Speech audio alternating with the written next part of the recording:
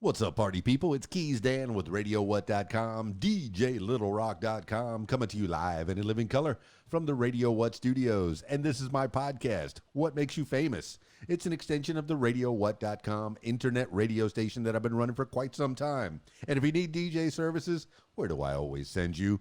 DJLittleRock.com. One more time. DJLittleRock.com. Check availability and get a free price quote, and maybe you can have me at your next event. You know, I specialize in the karaoke and the video dance parties, but I really like doing the weddings. And I'm so happy that I've been getting booked for so many weddings coming up in the next a few months. My goodness, even to the next year. I'm so excited. So exciting to be a part of people's big day. Speaking of big day and people that entertain, today on the program I have Danna Amelia Pond, Lost as Found. What? Oh, you know a little bit about Danna Amelia Pond and Lost as Found, but you don't know a lot about Amelia Pond and Danna Amelia Pond and Lost as Found. I know you're thinking, that name sounds familiar. Well, we'll get into that in the next few minutes, I'm sure.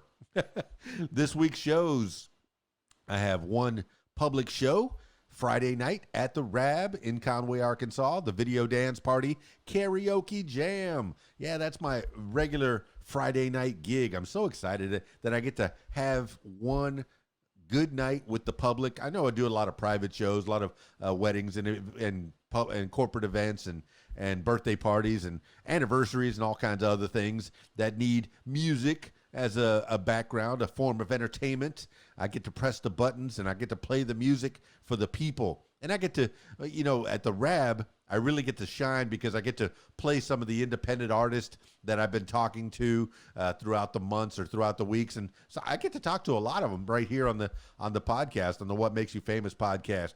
But Friday nights, I'm at the Rab in Conway, Arkansas, 8 p.m. until 12:30 in the a.m., and that's a Video Dance Party Karaoke Jam. They got the full bar. The kitchen's open. They got pool tables. They got a pool tournament on Friday night. So if you want to try your hand playing pool and possibly make some money, yeah, you could try out the Rab. Check it out at Conway, Arkansas, 8 p.m. until 12:30 in the a.m. Friday nights. All right, let's get into it with Danna Amelia Pond. I'm so excited. Lost as Found. I got her on the Skype. And if you're listening to the audio version, I encourage you to check out the video version on YouTube, youtube.com/user/KeysDAN. And you could see Danna Amelia Pond, Lost as Found, right next to me. I appreciate that. All right, let's Skype Danna Amelia Pond now.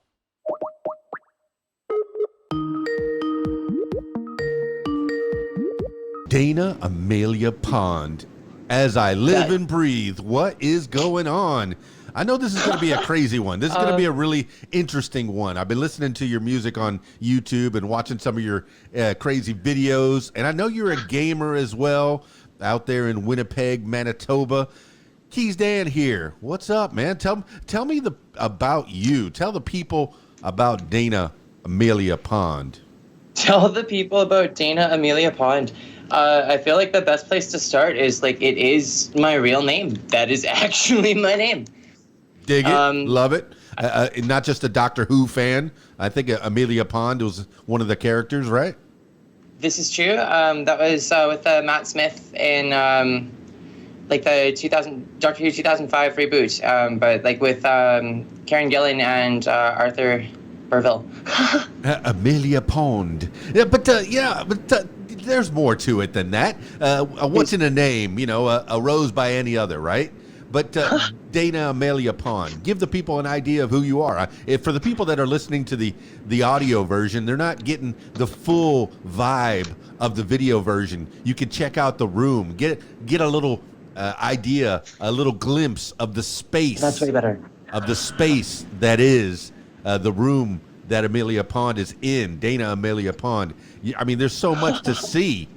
So listen to the audio version of this is just not going to do it justice. But tell the people who you are.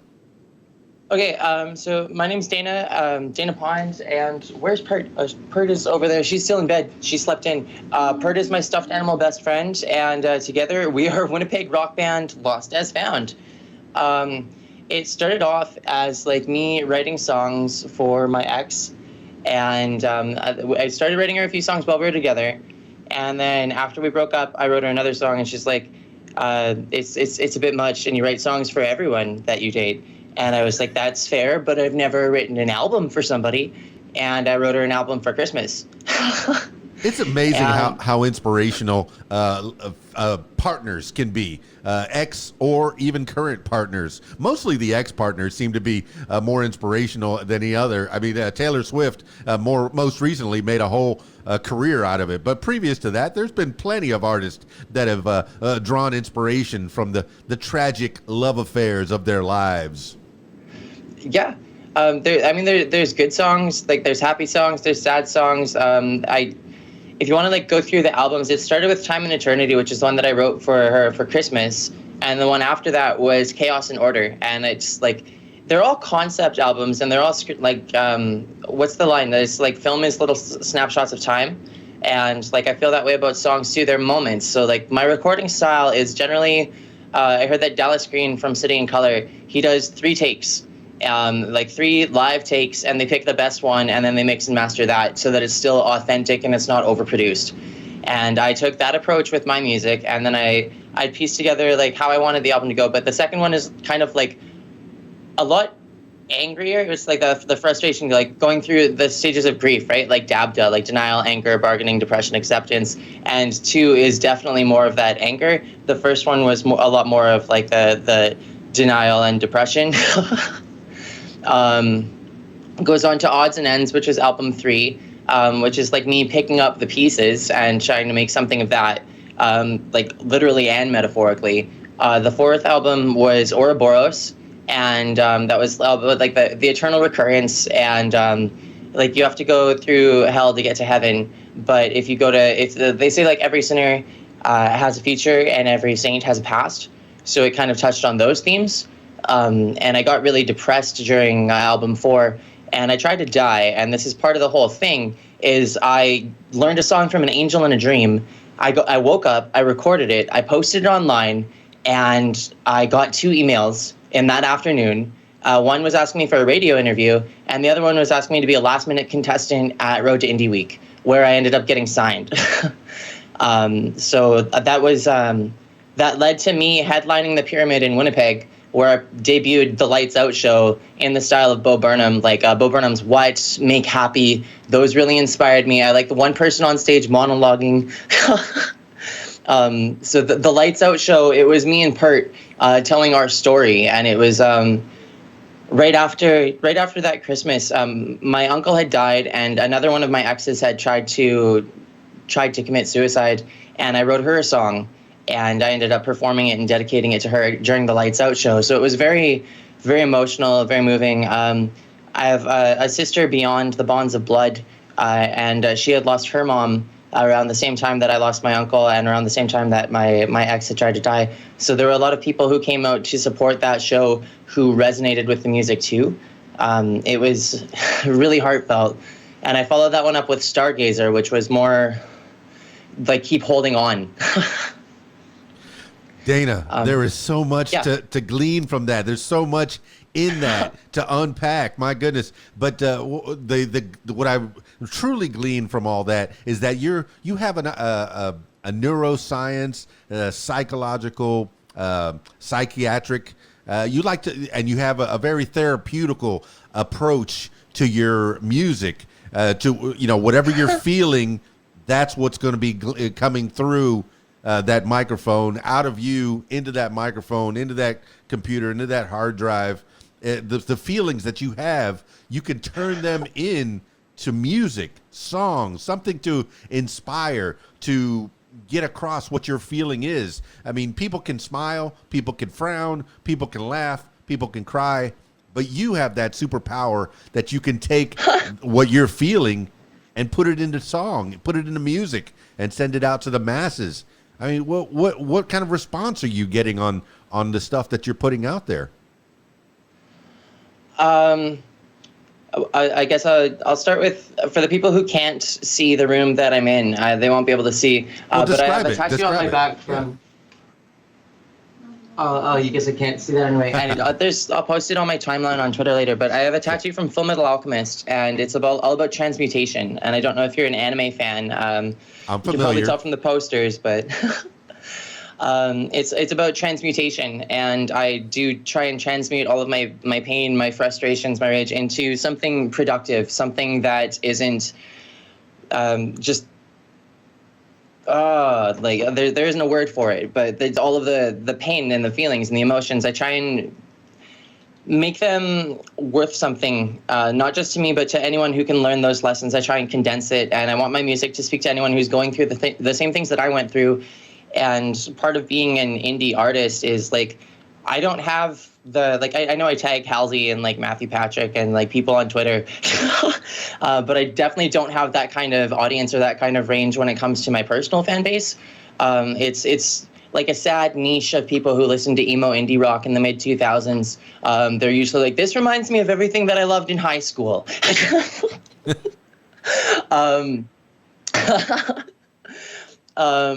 But yeah, the feedback that I generally get is like people thank me for the rawness. They thank me for sharing those intimate, personal things. Because when you're writing more mainstream music, no offense to other artists, but there are certain things that you can't really touch on, and it's not radio friendly per se, and like it's not it doesn't have that broad appeal. If you watch the Rick and Morty episode where they're the story train and all that, but it's much more of a niche art, like. So the people who like my music are usually the people who go through similar things like depression. I've had friends with lots of people I end up meeting ultimately confess to me that they also have borderline personality disorder. And I'm like, oh, yo, me too. Maybe that's why we have such crazy adventures together. Well, you mentioned Bo Burnham as an inspiration to you, and I did appreciate that last special that he put out there. It looked like that whole year of 2020, he was in one room and just attempting to create, and that's what creators do. If you lock them in a room, they're still going to create, and that sounds like something that you can do. If you lock me in that room that I'm looking at right now, I could find so much inspiration off of the things on the walls, on the floors, behind you. There's so much to see that you can pick up. It's almost like a prop comic. You can pick up, oh, look at this. Check out this doll. I mean, if you had just 5 things in that room that you can grab and just get some inspiration from it, was that something that you were doing last year, especially in 2020 where things were just going, you were stuck inside like most everybody, either doing podcasts or putting out content. And I notice you're a gamer. We can get to that as well. I've been trying. Yes. Yeah, I've been trying my hand at Fortnite, and I need to get out of the Fortnite. I need to find something else like Dark Souls, like what you're playing. Oh. But yeah. Oh my goodness. Yeah. But I'm playing way too much Fortnite. They're holding up a disc of Dark Souls, very at the hand, at the ready. There's one prop. Well, tell me about Dark Souls since since you picked it up. Tell me about Dark Souls. I would love to, gladly. Dark Souls is probably one of my all-time favorite games. I'd say the Mega Man series is my all-time favorite series because I grew up with it. I got Mega Man 5 for Christmas when I was 4 years old, and that started a lifelong journey of playing really difficult video games for the challenge. So when it comes to Dark Souls, people play. I have ADHD, and there's going to be tangents on tangents. I'm just warning you. In Legend of Zelda, people do this 3-heart challenge where you never pick up a heart piece. And like for people who don't know about Dark Souls, Zelda is a good entry point. But if you never pick up a heart piece and you never get more health, the game becomes increasingly more difficult because there are bosses that can kill you in like one shot, because you're supposed to have that buffer as you progress through the game. You're supposed to level up with the enemies. So you really get that feeling of like being stronger than the stuff in the first levels and finding your challenge later on. And Dark Souls does that really well. And as someone who we'll talk about like the charity fundraisers and stuff, like Markiplier like charges himself playing Five Nights at Freddy's on hours and getting incredibly frustrated, and you get like those videos where like the screenshots of time and it's like flash forward to 2 hours later and he's still trying to beat the same room and he's like pulling his hair out and he's like, ugh! And they're like when you get Matt Pat and he's got the VR headset on playing like Five Nights at Freddy's, and he's like, oh, garbage person, I can't believe it, like getting so frustrated. Dark Souls does that really well, but it's also rewarding. Like, you don't feel like you're getting cheated out of it. You don't feel like the bosses are getting cheap shots. It's like you have to learn their movements. You have to learn how they fight, and it's almost like a dance. And every boss battle is there's even an homage to that in is it Dark Souls 3? There's the Dancer of the Boreal Valley, I think, or like it's near Vort, but there's a boss fight that actually the music in the background has a strange alternating time signature, and you have to get used to the first beat and then the second beat in order to understand how she's going to do her swing,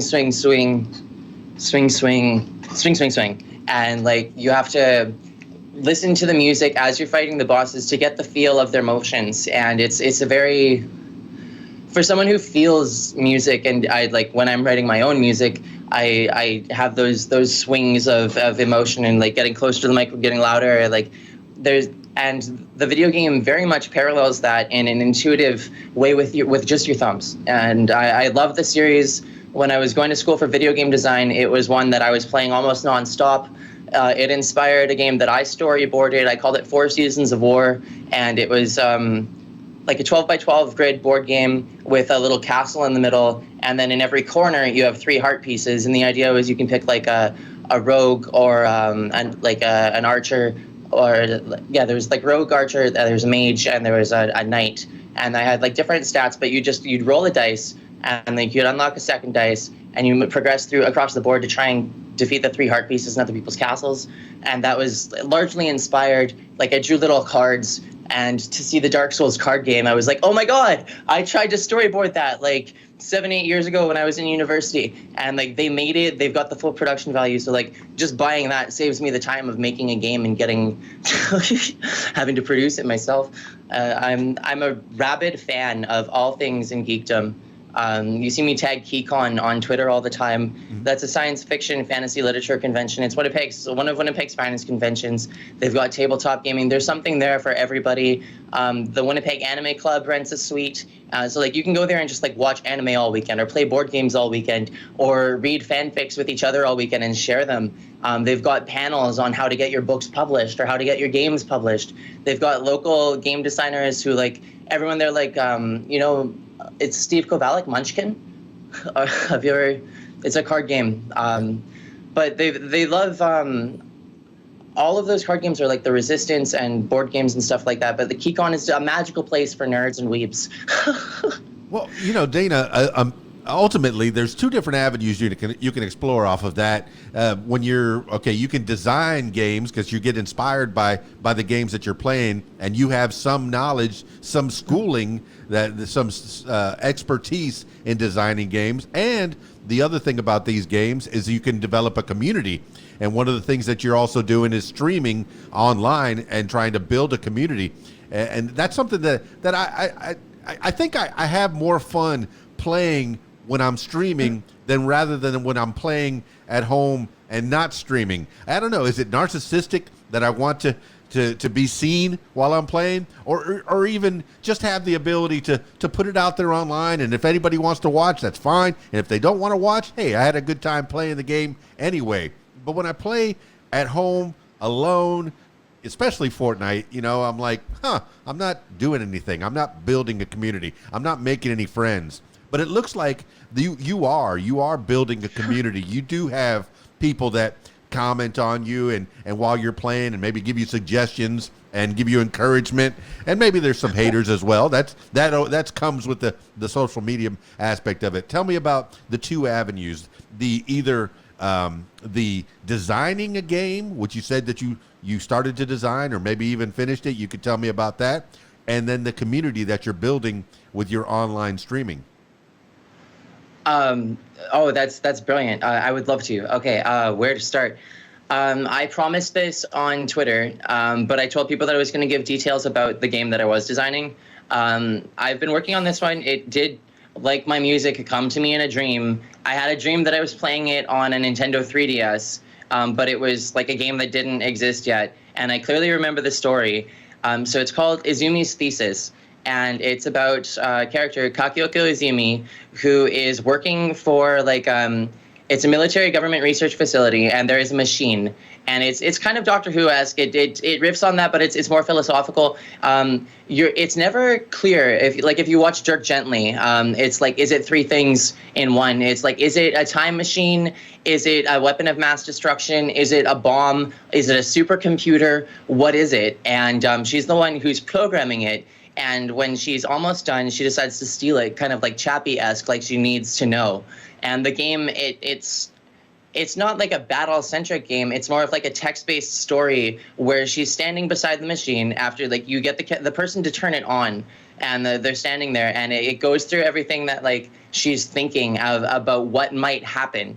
And you flash to all of like where she worked, and you get the flashbacks and the context of her working on the machine and the people that she worked with and met while she was doing it. And then like it all like the Abed style flashback to 3 weeks earlier. And then like you come and she's still standing there at the machine wondering like, what did it do? She turned it on, and what kind of effects has this caused? And it's to get the player thinking about like how one simple act of like being there in that moment and engaging. It's like the episode that where I forget the actor's name, the crossover with Matt Smith and David Tennant and the older doctor, the Doctor of War, and he's talking about pressing the button. It's those kind of emotions, as she's like, I stole this machine, I turned it on, now what?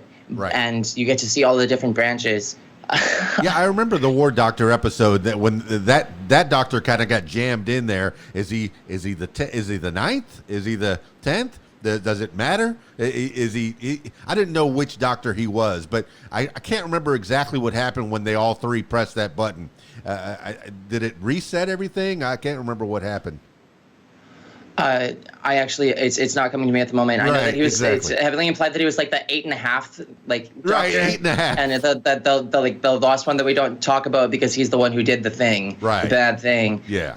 No spoilers, right? He did a bad no thing. No spoilers. Okay, but tell me. But the game, it makes you think. Okay, continue.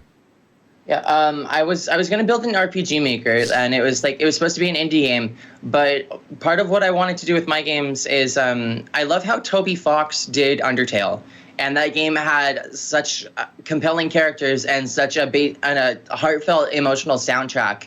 That like buying the game, you got to buy the soundtrack too. Like the soundtrack stands alone. And what I wanted to try and do with my music is to take the melodies from some of my songs that tell the stories, like of Lost as Found, and put them in this game, Izumi's Thesis. And then like the game would have a soundtrack.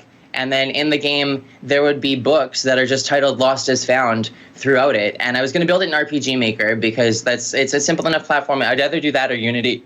Excuse me, I learned Unity in university, but I wanted to do something that I could pull off as an independent artist and maybe like have a few people review it. My sister, our bonds beyond blood, she's a local game developer. Her and her friends started a company here, and she's my mentor and one of my all-time best friends. And like when I'm done the game, I'd probably get her to review it and help me buff and sand the edges before actually releasing it. But there are a lot of people who've inspired me along the way that like video games are an art form. And you were saying like, do you feel narcissistic when you're like, I need to be streaming this? Like I want to engage with the community. When I was growing up, I sucked at video games. It's part of why I play Dark Souls is because I needed to prove that I could get good. I can do this. I would buy all of the games that my friends would talk about, and I'd invite them over for the weekend, and we'd get like snacks and chips and energy drinks, and we'd pull all-nighters or like try and stay up as late as we can, and we're like, let's beat this game by tomorrow morning.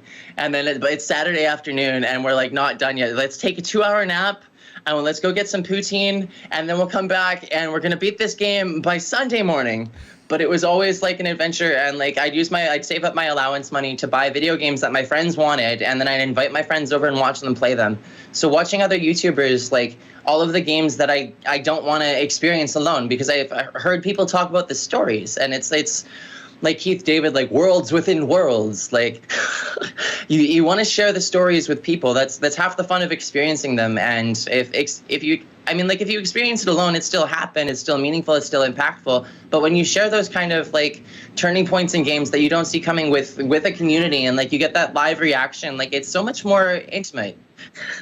Yeah, I not only play, I like watching other streamers do their thing because I do get tips. I do get ideas, especially if they're playing different games. I've been stuck in this Fortnite thing for a while, but I did try to play Marvel's Avengers and some of the other games that are out there. I think Fantasy 5 or some. There was some other games out there, but my goal is to win 100 Fortnite battle royales. I'm up to 32. Yo, that's a third of the way there. I'll get there. I can do this. And once again, you were saying something about that you weren't very good at video games, and I had I'm dating myself. I had an Atari 2600 with 40 games. Humble brag. Humble brag. And I played a Defender for days on end. And sometimes my mother would say, hey, go outside and play with your friends. But these days you don't have to necessarily go outside, but you do have that community center that you were talking about where people play board games. But you don't have to go outside. You can put your little headphones on with your little microphone and talk to people all over the world, like-minded people. You find your tribe, you find your community, which was a whole lot harder before the internet. Now you're using it for good. You're finding people, you're socializing online, and I get to chat with you right here, Danna Amelia Pond. It's so fun, and the people are going to know more about you. But okay, yes, you're going through your community. Tell me more about what you were doing. Okay. This year I have been watching this show on YouTube, Game Theory, and it ultimately became Film Theory and Food Theory, and then they had to go GT Live. So they play their games live with their communities that they had built who were fans of the game theories and the food theories and the film theories. And I've been watching it since, I don't know, somewhere between 7 and 10 years ago. I used to be part of a D&D group, and we'd have Smash Bros tournaments on weekends, and that's part of the whole getting good at video games. I practiced so hard with Link and Samus, and I wanted to learn how to wave dash. And part of my first trash talk, and where I met another one of my friends at KeyCon, we'd talk about that wombo combo. Got to get that wombo combo. And but I wanted to reach out finally, because I've been trying to do fundraisers for years, and they've never really pieced together. And it's not that Winnipeg is a cheap community, but a lot of people they assume that you might be scamming them. And a lot of the difficulties that I faced since February with my ARG trying to get people to donate to St. Jude Cancer Care, which we'll get to that in a few minutes. But trying to encourage people to donate, most people are what is she getting out of this? Why is she doing this? What are her motivations? And for me, after making it to Canadian Music Week, I wanted to start meeting other artists, and I wanted to start reaching out and start trying to collab and start trying to define what mutual goals I might share, with what artists I actually want to collaborate with. And I had a lot of overlap in terms of morals and values with, or at least seemingly with the game theorists and people like Markiplier and Daco, and wanting to help out with cancer care and charities. And I wasn't in this for the money. I promised that I'd get her songs on the radio, and now they are. And that ended up, I got to play My Park Theater, which is now down the street from where I live. And that's, I think, Which Police Radio describes it as the finest venue in Winnipeg. But we had Power 97, Howard Manshine was there to name drop. We had a drink with him. My friend Rod from Plain as Ghosts, he was there. But I'm talking in circles. I made an ARG on YouTube, and it's Five Nights at Freddy's ARG. Can you please pass me the Freddy Fazbear head? I called it The Joy of Jars, and I added fake commercials Rick and Morty style. And it was basically, it started as 10 episodes in a miniseries, thank you, where we had jump scares and there was a mystery, and it touched on Gravity Falls by Alex Hirsch, who's working on Inside Job. But there's a whole bunch of overlap in series that there are film theories of, that there are game theories of. So I had this fake animatronic Freddy Fazbear doing jump scares on my YouTube channel, and I wrote them a song because I don't have a ridiculous amount of money that I can donate to charity. I did donate what I had, but it's not up in the thousands or anything. And I thought what's something meaningful that I can do that can encourage people to engage with this? So on like all of the videos, I was like, donate to St. Jude. There's links below. Here's the Game Theorist channel. Here's the Film Theory channel. Here's their Tiltify. You can follow the link below and you can donate to St. Jude. And like, so there weren't real commercials. All of my commercials were fake, but the plugging St. Jude was real. And I plugged St. Jude a hell of a lot more than I plugged my own music since like February while I was doing this ARG thing. And I was like trying to get people to find out the mystery of like, what is the joy of jars? And I was so excited that like they had announced that their fundraiser was going to be on November 30th, and their goal was $1 million. And they were getting crossovers with people like Markiplier, Daco, the Try Guys, Alex Hirsch. And I was like, all of these people that I'd been like tagging on Twitter since February, I was like, oh, it's finally happening. It's finally happening. And people, I think 48 people tried to play my ARG from what I gather on like the YouTube stats. So it's not like the craziest amount of viewers or anything, but 6 people made it to the end. And it worked like a heist with Markiplier, where like at the end of the video, you're presented with thumbnails, video recommendations for the next one. And you can set on YouTube what specific video you want to recommend, or you can leave it up to the YouTube algorithm. And part of the game was like, I would recommend specific videos from my unlisted playlists and like unlisted videos in order to get through the actual proper chain of events for the joy of jars. And the game itself is roughly like 10 episodes, maybe like 5 to 10 minutes. And some of them are longer because the rest of it, it was just me having fun. It's like once you get people on the channel, you don't know what their experience of time is relative to yours. So like just because it took me 10 videos to finish this game, it's going to take other people like digging through the playlist, like trying to get to the end of what they're looking for. Because they don't know where the end is. But 6 people finished it and found the hidden song that I wrote for them. And it was dedicated to Matthew and Stephanie Patrick, to Mark Edward Fishbach, like Markiplier, Lewis Dawkins, Daco, and Ryder, like Foot of a Ferret, because I think that Five Nights at Freddy's brought so many people together. And you talk about, like, to bring it all home, community. A huge part of the internet gaming community is centralized around this game, Five Nights at Freddy's.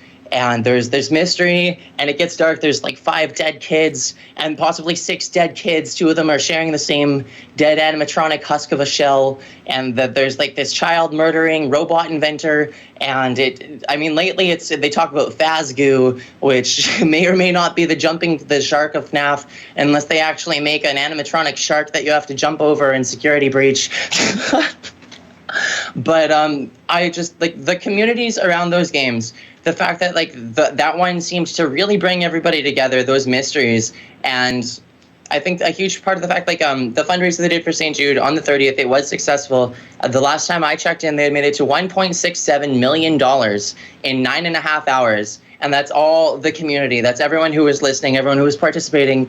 And like, I'm not claiming to be the Five Nights at Freddy's. I'm barely a sister location for like if you want to make those jokes, but I did get some people looking at like donating to St. Jude. I don't know how many people I pushed in that direction, but like when it came to my channel, my content, the stuff I've been plugging since February, it has constantly been like, look, there's this children's hospital in the States that believes that no kid should be untreated. And they don't think that families need to be torn apart by those difficult decisions of like, are we going to pay this outstanding credit card bill? Are we going to get our car fixed? Or are we going to get our kid cancer treatment? And so like they believe that everyone deserves the free treatment, and the families, they get their flights and their however that works. But like they share their research with the world. It's an organization, it's a corporation that's not selfish. And to people who are depressed with the capitalistic 1984 hellscape of it all, if you want, having a cancer cure charity organization in the United States of America that shares their research with the world is inspiring. So like as a Canadian, yeah, we have healthcare, but my meds aren't free. And I don't have cancer, but like as a person living with disability, I struggle with affording my own healthcare. And like just because I live in a different country doesn't mean that I can't relate or appreciate like these themes. And for an organization to share their research with the world so openly in the name of protecting and helping improve the wellness of these kids who get this horrible diagnosis, like that's it's something worth advocating for. And I feel like Five Nights at Freddy's brought a lot of these people together, oddly enough. I feel like if you wanted to like trace a timeline Matthew Patrick style, you could look back on like when all of these people had their big YouTube boom and like when they all became popular. And it really kind of comes about like FNAF 1 through 3 is what really brought most of these people into collaborating with each other and working on bigger goals, things that are bigger than just their individual channels.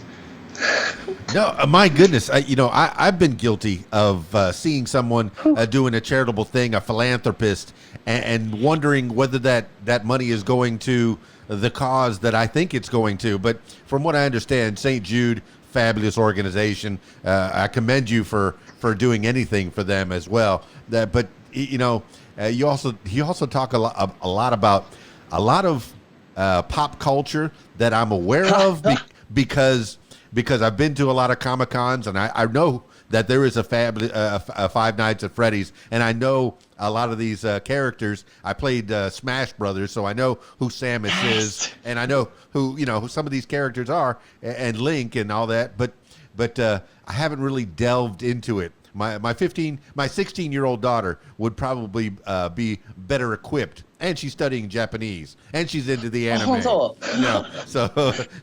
But I think I'm going to show her this and see if she can help me decipher some of the things afterwards, and maybe I can delve into some of that pop culture because I do want to know more. But thank you so much on behalf of the people of St. Jude. Not that I have anything to do with them, but I know that from my passings and from what I've read and from the people that I've talked to over the years, St. Jude definitely is a quality organization helping kids, especially kids with cancer that need treatment and don't have the means, the money to go through said treatments. They'll make sure that everybody gets taken care of. And Dana, that's a fine institution to be advocating for. I appreciate that.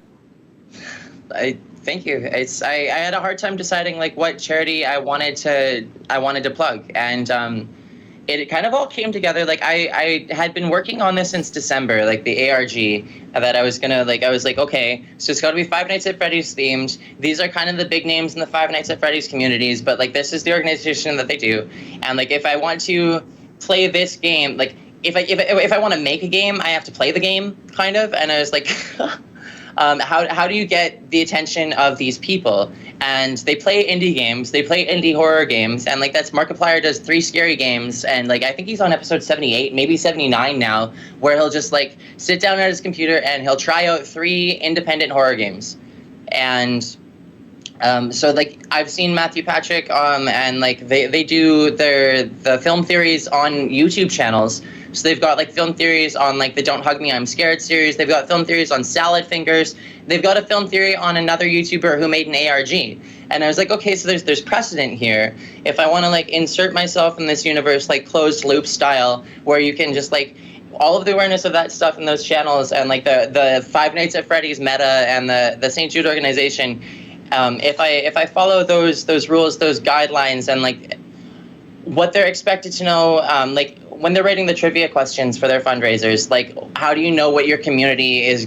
How do you know what you guys have in common? Is like the videos that are popular, right? So I tried to work like Gravity Falls by Alex Hirsch into it. I tried to work Rick and Morty jokes into it. I tried to work the Five Nights at Freddy's into it. And this is like after Vivian Medrano, Vivzy Pop on Twitter, she did Has Been Hotel, which super inspired me. And a message that I wanted to get out there is like Winnipeg's homeless community. I have a lot of friends, and I've had points in my life where I've slept in my car, and I haven't had to like live on quote unquote the streets, but I've met people, I'm friends with people, and I really wanted to plug this happy hotel idea. After watching Has Been Hotel by Vivian Medrano, I was like, why don't we have a place where these people can get socially rehabilitated and like not be judged for it?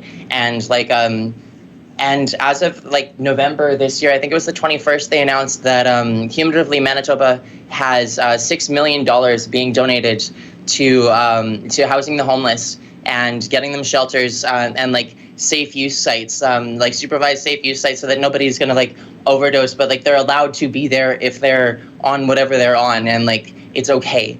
And I think that's a huge step locally, but I was plugging that, and I was encouraging people to donate to the Radisson hotels internationally. I was like, if you pay for a room at a hotel, someone in crisis or like someone in a domestic situation, whether like you want to say husband or wife, like people get into altercations or sometimes whatever, but like if you need you and your kids need a safe place to go, and you go to the Radisson and someone's prepaid for a night in the hotel when you don't have the cash, it's like one night where you can get your stuff together, have a good night's sleep. They've got the little shampoos and conditioners and toothpaste in the bathroom. And like I thought that in the same way that we buy coffee for the next person in line, why not pay it forward with hotels?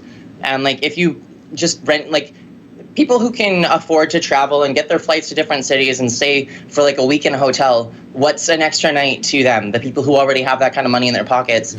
But to somebody who can't afford a hotel on a night that they really need it, it could save a life. Like if someone is contemplating killing themselves or has an abusive situation in their house that they don't want to go home to, they get like a night of reprieve. And if you donate to the hotel, they might not have to fork out $200 to, have food in a safe place for them and their children. So I was plugging that the whole time that I was plugging the St. Jude Cancer Care, because it's like those, welcome to my TED Talk or whatever. No, Dana, you're plugging things that are wonderful ideas, and this is, it's amazing. It's amazing. Somebody who's on the streets who hasn't been able to shave, hasn't been able to shower, hasn't been able to brush their teeth.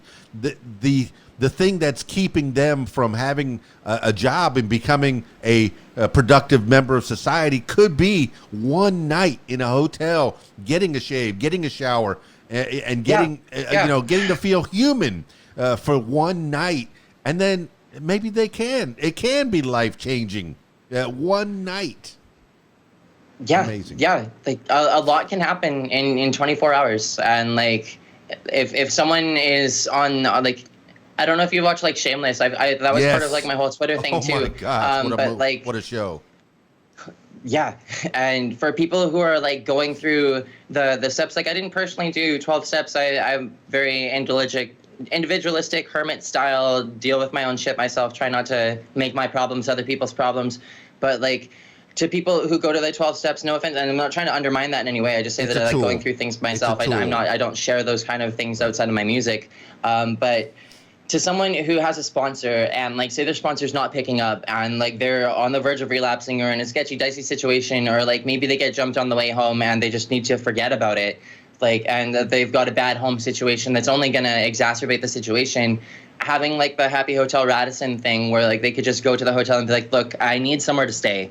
And like, it's either I'm going to stay here and just like take a bath and crash out, or like if I don't get checked in this hotel, I'm going to go meet up with my guy and get some shit. And like, and then you find out that they overdosed. And like the difference could very well be a night in a hotel.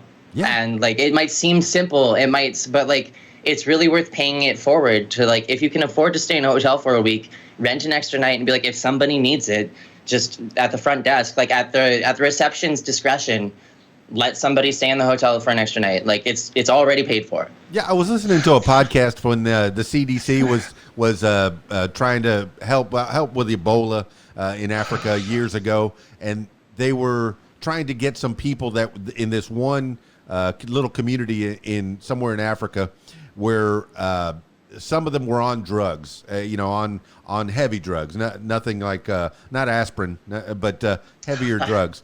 But and what they would do is that, hey, look, we're going to treat you for this Ebola. We're going to bring you in. We're not worried about those other drugs that you're doing. They turn a little blind eye there to that. They're not going to provide the crack, the heroin, but they're not going to stop you from doing it. So you'll be on withdrawals on top of getting treated for Ebola or even some other disease. But yeah, you were talking about that Happy Hotel not providing said paraphernalia, but turning a blind eye to it, just providing you with that human, very human idea of taking a shower and a shave and having a place that you can sleep comfortably and safely. Yeah. and like a lot of hotels, and I know it's not like just the Radisson, but like you've got with the complimentary breakfast or whatever, but like a lot of them will have like the breakfast buffet, the lunch buffet, the dinner buffet, where like anyone who's staying in the hotel gets to go there, and they just like you can have as much as you want, and but like you pay like what is it, like $11.99 or $13.99 for, and you get to just have breakfast for as long as you want to have breakfast, or like have lunch as long as you want to have lunch. And like if you have enough that you can do that for your hotel guests, if they're already making the food en masse for like a 30-floor high-rise hotel with like 20 units on each level, and like it to have like 5 rooms that were prepaid for, that's 5 people who otherwise would have been on the street who get breakfast, lunch, and dinner at the same times that other people are going to be eating, and like they get a full belly, they get 3 meals in a day, they get to like the 3 S's, you shower and shave, you get to like go to the washroom, like they've got a private space, like they can go up to their room and lock the door and regain that sense of like personal boundaries. And that is one thing that like I do relate to is my mom growing up, like I was never allowed to have a bedroom door with a lock on it because she was afraid that I was going to hurt myself and that she wouldn't be able to get in. And that was like a boundary thing. But also like when I was living out of my car, it goes from like having a room or having a house. It's like, this is your space and this is as safe as you are. And when you're on the streets, like you don't have that around you. You are responsible for yourself, and like to give somebody a room that has a door that locks and like trust them with that, and like you get the bathroom, you get yourself cleaned up, and 3 meals a day. It's a step up in quality of life that people take for granted. No, and did your mom have cause to believe that? Did you have ideas of that, or in your younger life?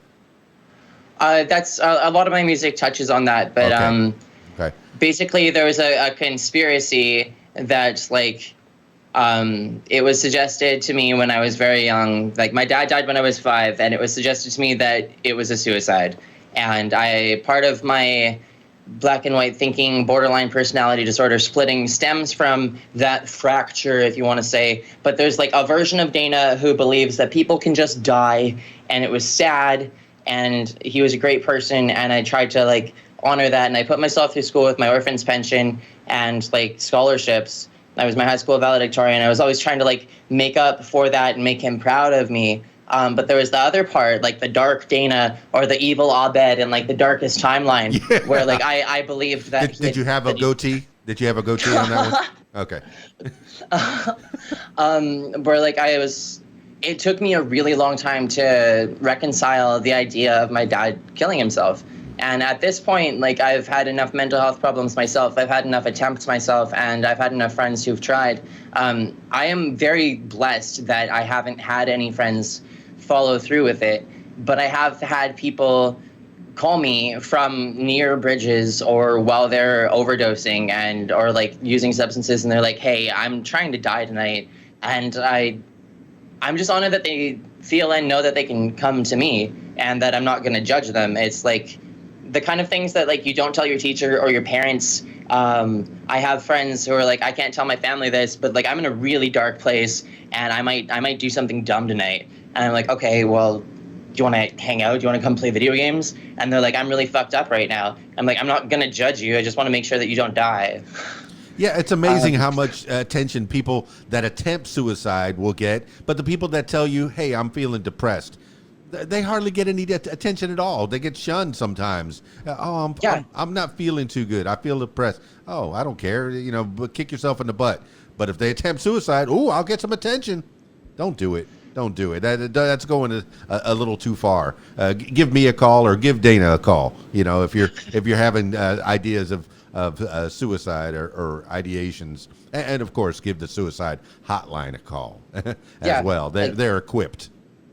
I would never judge somebody for actually following through with it at this point. It took a long time to quote unquote, forgive my dad for a thing he may or may not have done. Yeah. But working through those emotions and my subjective experience did really derail 50% of my psyche for arguably like 26, 27 years. And I'm 30 now, and it's something I've been struggling with my entire life. I'm not actively suicidal. I haven't thought about it for like well over a year. And a lot of my music, like An Angel Saved My Life and taught me a song, and then I made it to Canadian Music Week. And I'm not like rich or crazy, and I'm not like, well, like crazy rich or anything, but like not to undermine that. I don't have like ridiculous amounts of cars in my giant 3-car garage, and I don't have a mansion. And I live a pretty normal life for somebody who's like achieved so much. Like I did write 11 albums, and I made it to Canadian Music Week, and like, whether or not you want to say I'm famous, it's a success to me. It was my dream that I was going to give up on. I was like, I'll never be able to do it. I'll never be able to make it. And like, nobody cares. And the whole constantly wrestling with suicidal thoughts. At this point, I'm like, no, it's an achievable goal. Like to make it to that stage on that day takes a lot of effort and a lot of footwork along the way. Like you don't just show up at Canadian Music Week, but like sometimes you do. Because on a night I tried to die, I learned a song, and I got an email within a couple hours after posting it saying, hey, come to Indie Week as a last-minute participant. And then I got signed. Like, that's a crazy story. Yeah. But, like, the miracles like that do happen. And I followed that path, and I ended up making it to Canadian Music Week. So sometimes, like, if you're thinking about giving up on your dream or whatever it is that you want, like, even if it's, like, being a YouTuber or, like, whatever's, or being a dancer or being an artist, being a musician, like whatever your passion is, whatever your creative outlet is, however you're transmuting those emotions and pains inside you, when they're getting overwhelming and you feel like it's not worth it to pursue your art, it very much is. Well, like I heard from G.I. Joe on Saturday morning cartoons, knowing is half the battle. And it sounds like you know yourself. You know where the personality of yourself has split into the two, the dark and the light. And you've created, music that reflects the dark and the light and has a melding of the two in between as well. And I congratulate you on your 11 albums and the success that you've gotten to this far. You're on this level, and maybe you'll propel to the next level, or maybe this will be the level that you're at. Do you take it on the road? Do you do your music, perform it live, or is this all studio? It sounds, and I do appreciate the live versions that you maybe take 2 or 3 takes, and that is what you're putting out to the world, raw, not terribly produced or overproduced. It's what you put out there to the world, as it is. It's not overlaid or overdubbed and auto-tuned. Maybe a little auto-tuned. I don't know. Everybody uses a little bit of it now that it's been a thing. But once again, let me take it through the co-stars, or the things that are in the room. You've had somebody going back and forth. We got to give a shout out to this person that's been going back and forth behind you. I'm guessing they're a part of your life. They are a huge part of my life. We're giving a shout out to the person who's been going back and forth behind me during the interview. I guess I'll take the headphones off for a second if you want to. Well, yeah, they don't have to get on. Some couples are best. One will be the one in the spotlight, and one will be the one that likes to stay in the shadows or out of the limelight. But you could say something to the people if you'd like to tell people who you are, and then go back to your pacing. I'm not really important. In my own perspective, I am Dana's girlfriend. I try to make sure that she's stable and happy, and that a lot of films. I'm here. I exist. Very I don't good. really have too much of a purpose other than keeping her safe and making sure that she doesn't get too much over her head. Well, that's huge. That's huge. As many shows as I do, I've been a DJ since 1986. Yes, I'm old. Yeah. I've been a DJ and going out on the streets in the world. But as soon as I come home, my significant other will say, take out the garbage, do the dishes. But those people, those 7,000 people told me how wonderful I was. I'm the best. Oh, my goodness. How lovely. My head swelled, figuratively. And Yeah, you in my own thought, you only need someone to ground you and bring you back to reality, and like make sure that you're not making yourself too big-headed. Well, I thank you for being part of that and giving us a little insight into Dana's love. And you can go back to your pacing now, and we'll finish off this lovely interview with Danna Amelia Pond. Thank you so much. And I think we'll probably be done in the next 10 minutes or so, and then you can go back to doing what you were doing. And what does a day with you consist of? What are your plans for the rest of the day? Well, it's Saturday. So yesterday was From Software Fridays, which is when we stream our Dark Souls games. This hashtag FromSoft Fridays. Not sponsored, but it's like our YouTube thing. We play games together and we live stream. And this is Shy on the couch. And so it's with like DP Live, it says up here. That's like our hashtag on Twitter, and it's our hashtag on YouTube for our gaming channel. But hashtag DP Live, and like we sometimes usually it's either like Friday, Saturday, or Sunday. Our friend Rod will come over, and that's Rodrigo Ramirez from Plain as Ghost. It's another local band. I met him at Indie Week. Then like after the Angel Saved My Life, I went to that show where I got signed. Plain as Ghost was doing their sound check for my favorite song of theirs. And that's Convolution. So I'll drop that on Twitter, and I'll share like this is the song that I was mentioning in the interview. It's my favorite Plain as Ghost song. It is so new and nostalgic at the same time. It sounds like everything that I loved in high school. That was like the feeling of like awesome, like yeah, me and my friends gonna have a great time, kind of like Bowling for Soup-esque, if you want to like 1985, but like like it and I started cheering during their sound check, and Rod is like, who is this? Why is he cheering for our sound check?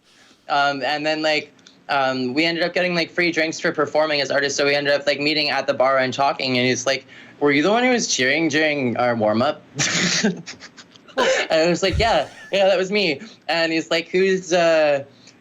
And I was like, this is my stuffed animal best friend, Pert Pickles. She's half of the band. And he's like, okay. And he handled it like kind of awkwardly, but he's like, nice to meet you, Pert. And after like Plain as Ghost did their set, and then I went up there. I was like, I'm Dana Pond from Lost is Found. Let's get Morose up in here. And this is my best friend, Pert Pickles. She plays the flute. And I actually like I had the shit flute from Titanic. I ripped the audio, like the really bad flute recordings. I don't know if you're aware of like the YouTube meme, but I had that playing over the loudspeakers. So like everyone in the bar at like this Indie Week thing, or like the venue, it's at the Pyramid Cabaret, but like everyone just like shuts up and like the bar goes silent, the crowd goes silent, because why is shit flute coming out of the PA system? why is there a stuffed animal on stage holding a recorder in the spotlight on a podium? And like I wasn't on stage. Like I introduced her, I put her on the center of the stage, and like I start playing the shit flute Titanic, and they have a spotlight on Pert sitting on a bar stool in front, and she's all mic'd up and everything, right? And everyone's like, okay, what's happening? And I end up like coming on the corner of the stage for like when the person who's playing a recorder in the shit flute thing starts going like really try hard, and I like go in the background like behind the spotlight, and I'm like, and so they fade out the audio, and I run up to the microphone. I'm like, give it up for Pert! And everybody cheered. Everyone's like, go Pert! And they were like so supportive. They're like, oh, this sweet little stuffed cat. She's like, she played her heart out up there. And I was like, she's been taking flute lessons. It's $50 a week. She did a great job, right, guys? And they're like, yeah, she did. And like that immediately, like it just reset the vibe for the whole venue. Because like, why is this coming out of the PA? And then like to have everybody just like, oh my God, that's such the stuffed animal on stage just performed in Indie Week. What? And when we're walking down the stairs, Trev, the lead vocalist and guitarist from Plain as Ghost, he's Rod's best friend. He's like, fist bump, you did a great job up there. And then he kept his fist up after, and he's like, I want to fist bump Pert too. And he does the little Spider-Man into the Spider-Verse dap, and he's like, good job up there, Pert. And it was, and like, we ended up meeting for the next round of Indie Week. I didn't make it to finals. I made it through 2 rounds, and they made it to the finals. But like I came out to support them, and when I had come back the second time, Trev was like, "Oh, I see that Pert has an Instagram." He's like, "You know my daughter's lover, right?" I was like, "What?" And I have a friend in Japan who actually drew Pert rocking out on a guitar. So I've got like fan art of like Pert in the background here. We've got like Pert on the guitar. There's the album artwork with me and Pert. This is my friend's daughter my friend's kid drew this one here, yeah. Of like Pert over my shoulder. We got a letter from my friend in Japan. I've got those framed and posted on the back wall. And like, to go back to like, if you want to bring it all home, like we're talking about Bo Burnham's Inside. Well, no, and, but like, before that, I covered this room with everything that inspired me. But wait, before that, anecdotally, that's Pert Pickles. But where did Pert Pickles come from? Where does Pert Pickles come from? Give me 1 second. I'm just having a bit of trouble hearing you again. Okay. Plugging in. It's much better to have headphones on. Shy doing the dance. It's a shy dance. If you're listening to the audio. Shy dance. The jig is up. Oh no. So where does Pert Pickles come from? The person, my big ex that I wrote Time and Eternity for, and the subsequent 7 albums, we had an imaginary cat named Pert. And we joke about how Pert needs to get out of the garbage and how Pert needs to, like, Pert was a pee-pee pants and Pert shouldn't be peeing on the bed and Pert shouldn't knock over the garbage and, like, no, Pert, get out of the fridge. And I ended up drawing comics for her. So like I'd go to work in my call center and I'd draw these little Pert comics and I'd post them on the Instagram for Pert Pickles and I'd post them on my Facebook. And in July of 2017, July 4th, I was coming home from my uncle's, like my auntie and uncle's out in Edmonton.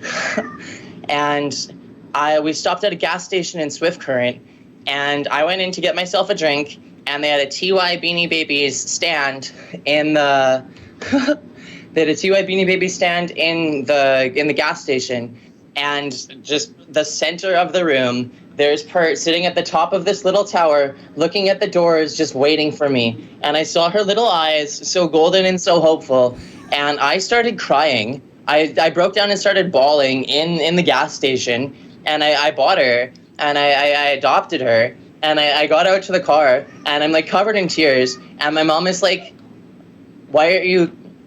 Oh, she's like, "Is it the stuffed animal?" I'm like, "It's the stuffed animal." And she's like, "That looks like Pert. That looks like your comics." I was like, "I know! It's the cat I've been drawing this whole time!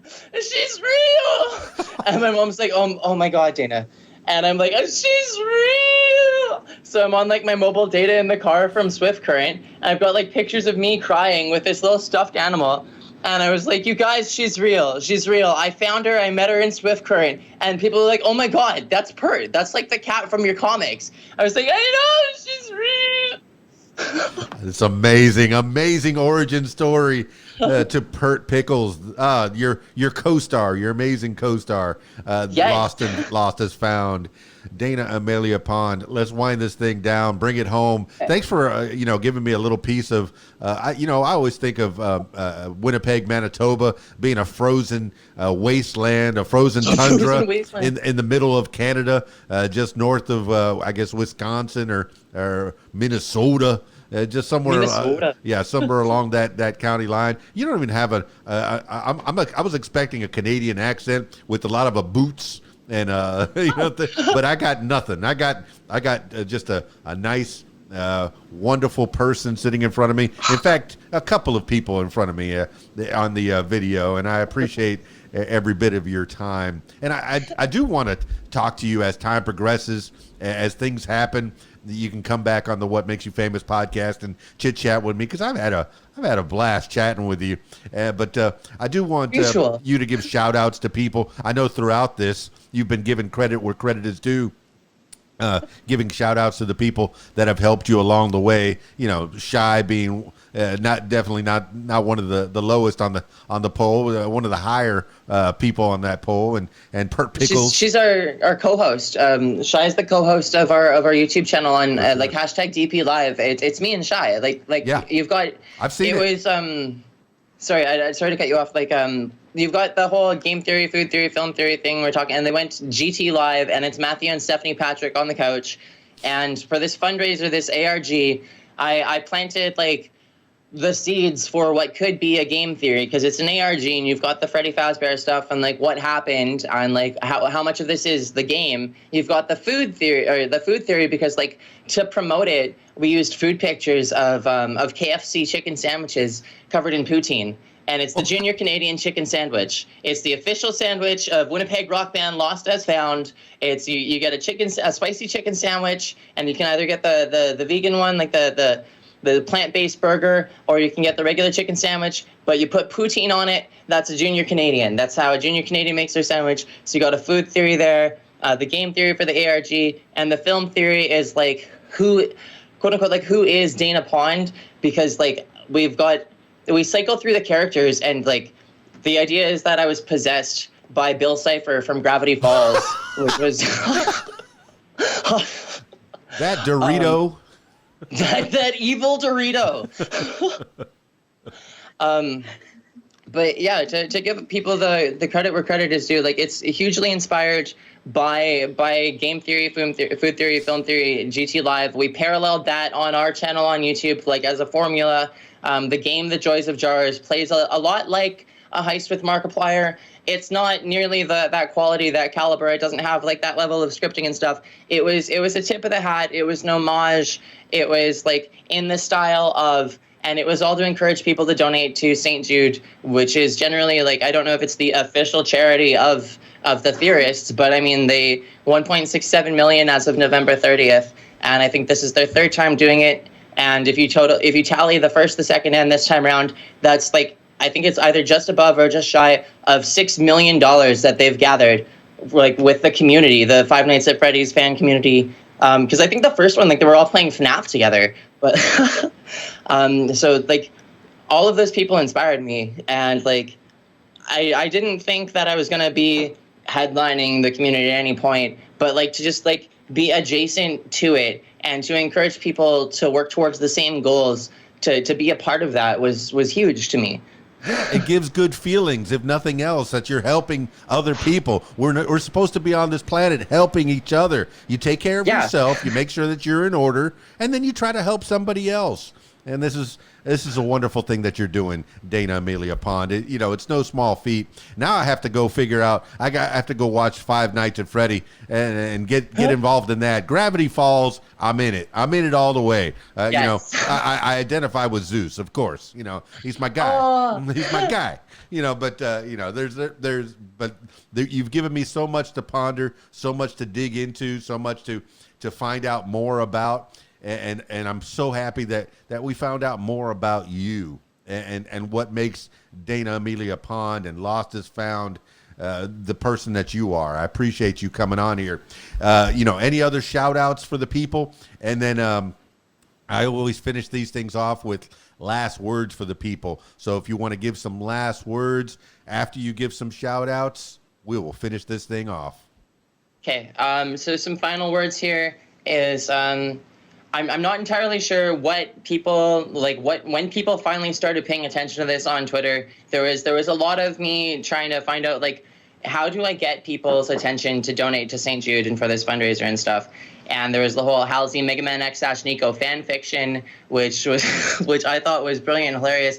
They're my top two artists on Spotify. I just got my Spotify Wrapped. So for wrapping this up, like shout out to Halsey for being inspiring as all hell. Shout out to Ash Nico for just being so vibrantly bold and amazing. I just love the in-your-face nature of it all, and like it's such great music. And like I'm not nearly that level of like production. I'm definitely more generally acoustic guitar kind of person. Which brings us to Hewitt's. Hewitt's is Hearts with Wings and Eyes to See. It's my newest album. It's Lost as Found X, as far as I'm concerned. It's album 10. And like in the style of Mega Man, you've got like the 8-bit retro shooters, and you got Mega Man 7 on the Super Nintendo, and then you got Mega Man X, which is like also Super Nintendo, but like that's the one that breaks through to PlayStation and gets like the X Command Mission. Like it redefined Mega Man, and Lost as Found X is Hearts with Wings and Eyes to See. It's the first album that I actually did backtracks there's multiple guitar layers, there's bass, there's guitar solos, there's drums, and I did it. I did it all. And You're I evolving. Well, not all, but like I've got collaborations too, with Wesley Lipischak, who I worked with in Wafer Thin, been one of my all-time best friends since high school. The first thing he ever said to me was he can shoot hot dogs out of his eyes. And he can. So shout out to Wesley, who worked on several of the Lost is Found tracks too, but we go all the way back to like Wafer Thin. We've opened for KeyCon, we've done the opening ceremonies, we've done closing ceremonies, we've done concerts in the Dandelion Suite at KeyCon Official, and that's all like folk, it's folk indie parody music. Okay. So like in the style of like Weird Al, where you take like traditional songs that people play around a bonfire and then you make them about video games, anime, and other things like that, and Dungeons and Dragons. We had, and he worked with me on Lights Out and Welcome to the Sanctuary. I worked with Snarky Remarkable, so that's Chris. He hosts Two Princes on Winnipeg Radio CKUW. That's Wednesdays, I think, at 10:30 until 11:30. It's Chris and Micah, Two Princes, and they have it's a radio talk show as well. And I think that was my last radio interview. That was in like the summer of 2019. But I worked with him. His band is Snarky Remarkable, and we collaborated on Maggot off of on Hewitt's.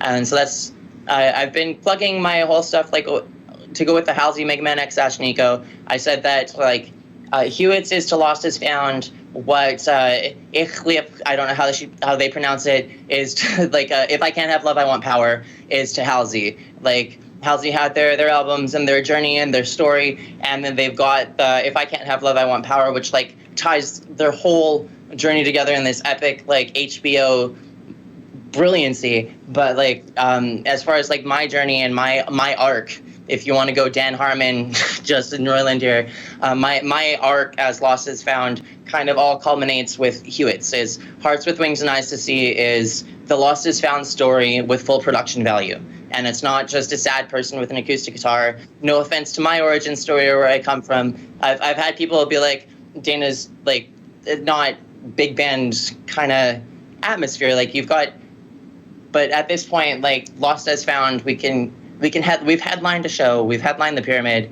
and like we played Canadian Music Week, and we've got a fully produced studio quality album with like guitars and bass and all that. It's hashtag HWWETS, and I pronounce it Hewitt's. And that would be my final plug. You can find it on Bandcamp. You can find a free version with bonus tracks on YouTube. That's the one that I'm currently the most proud of. I put years into that, and songs that I've been working on since I was 18 have finally like had their chance in this spotlight.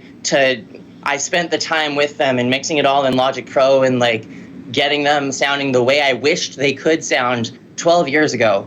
And like it's huge to me. And if I was gonna like closing words, I'd be like, donate to St. Jude if you can, donate to the Radisson, like pay it forward, rent a room for somebody in need, because someone in crisis can just like go to the front desk at the discretion of the receptionist, check themselves in. I mean, like the crisis stabilization units and wait times in hospitals are always a really long time. But to somebody who doesn't want to explain what they're going through and just needs to get away from it, I feel like paying it forward at the Radisson is a great idea. And please check out our Bandcamp, Lost as Found.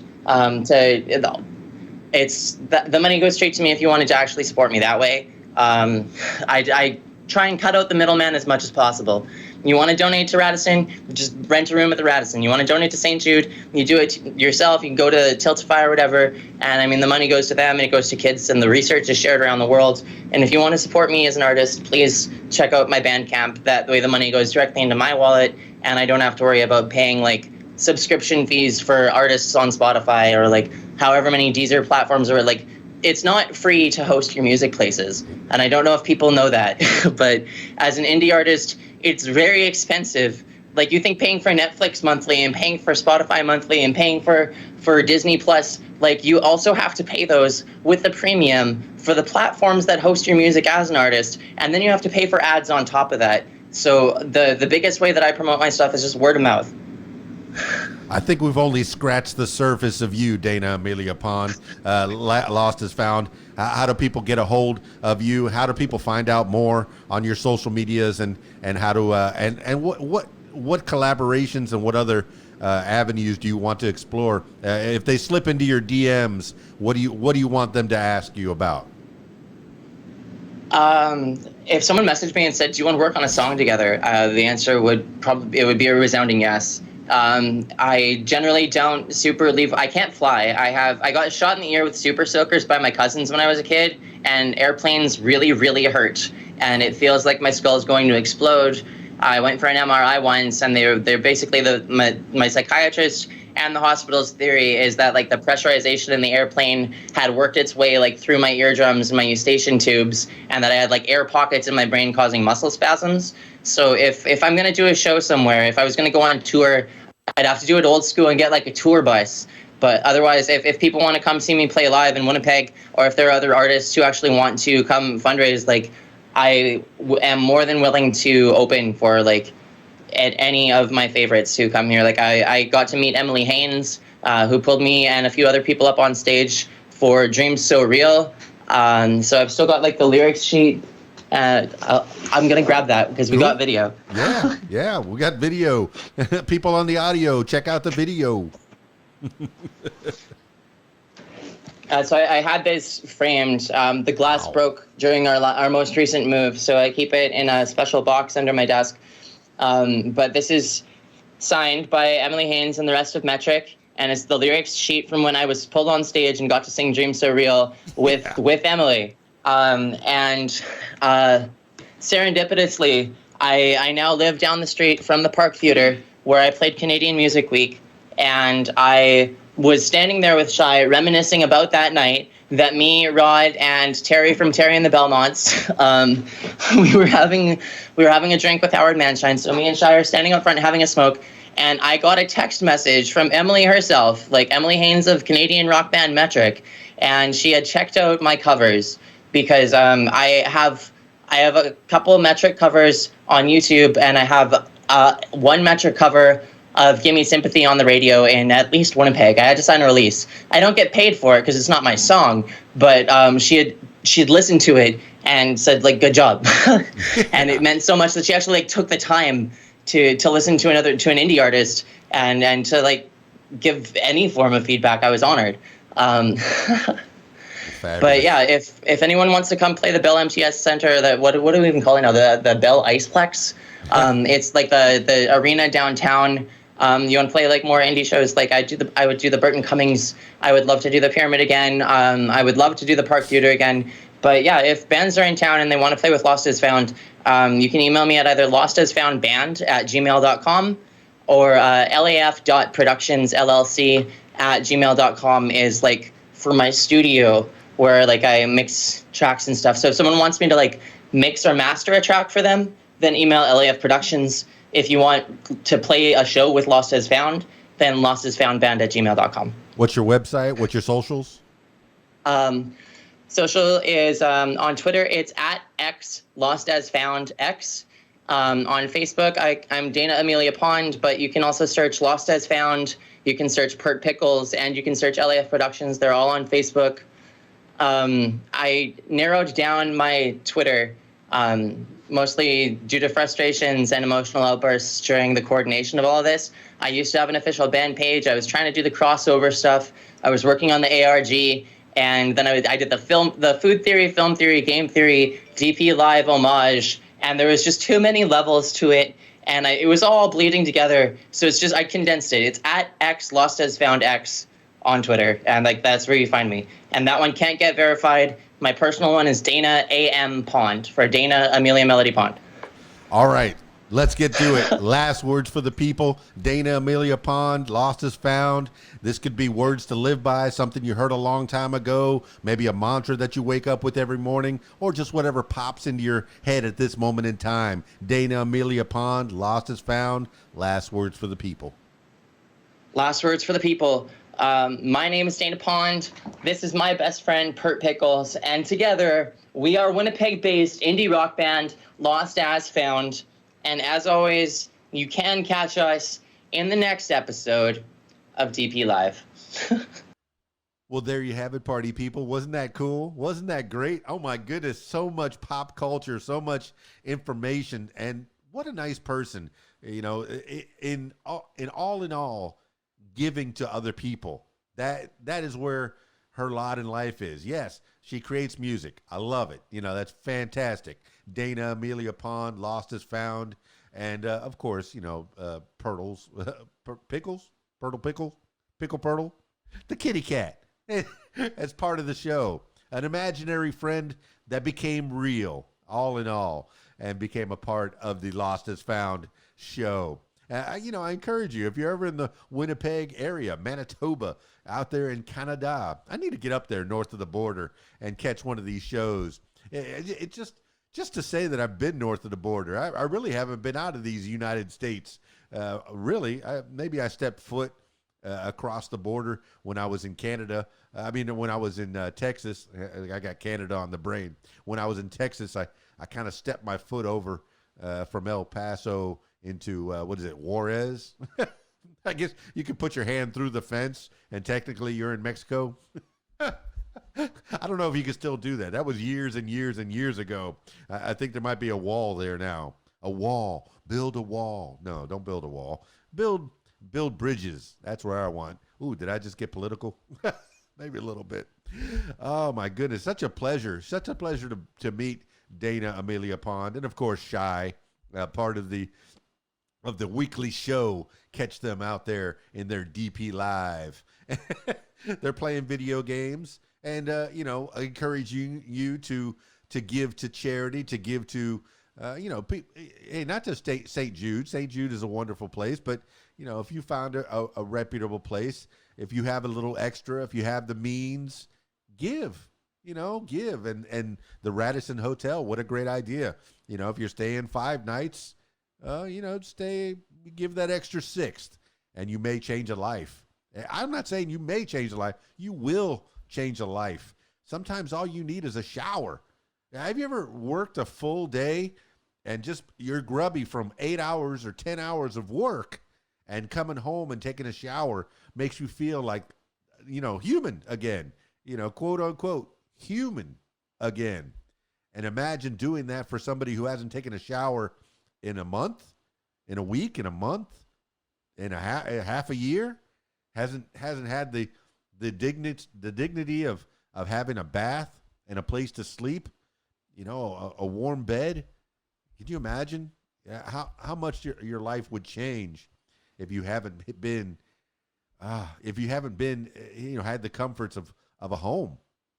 I know a lot of people, myself included, from time to time, over the years of my life, I was one paycheck away from being homeless, and losing one place for one reason or another. Hey, an apartment got sold, or a duplex got sold, or a place that you were staying got sold, so you had to find another place to live. And in transition, maybe you sleep on a park bench, and hopefully, maybe a better situation, you sleep in a car for a day. I've slept in my car, and it's not fun. It's not fun. Imagine not even having a car or the comforts of a home. Oh, Danna, you made me think. My goodness, I got to do more for my community. I know we have our own little place here in Conway, Coho, the City of Hope Outreach, and they help a lot of the homeless people. And there's the Rock Church.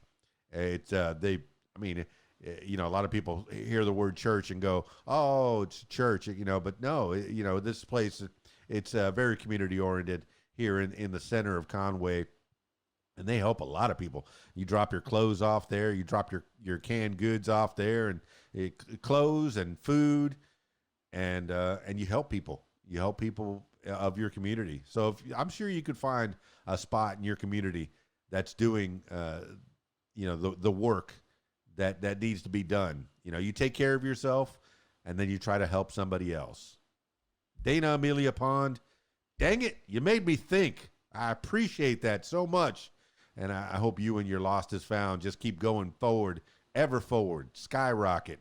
get from this level to that level to the level you want to be at, and get as far as you can. I look forward to talking to you again. I know I'll be following you around your social medias and retweeting and sharing your Facebook stuff and just making sure that I do my little part to help you.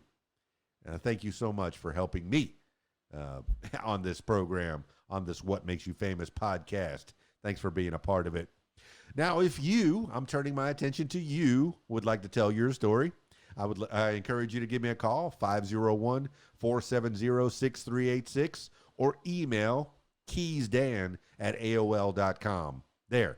I think if you've listened to this podcast, you'll know I used to give info@radiowhat.com. Just cut out the middleman. I forward everything to KeysDAN@AOL.com. I might be the last guy on AOL. Maybe. Could be. That's it for this edition of What Makes You Famous. It's KeysDAN, RadioWhat.com, DJLittleRock.com. Peace. I'm out of here.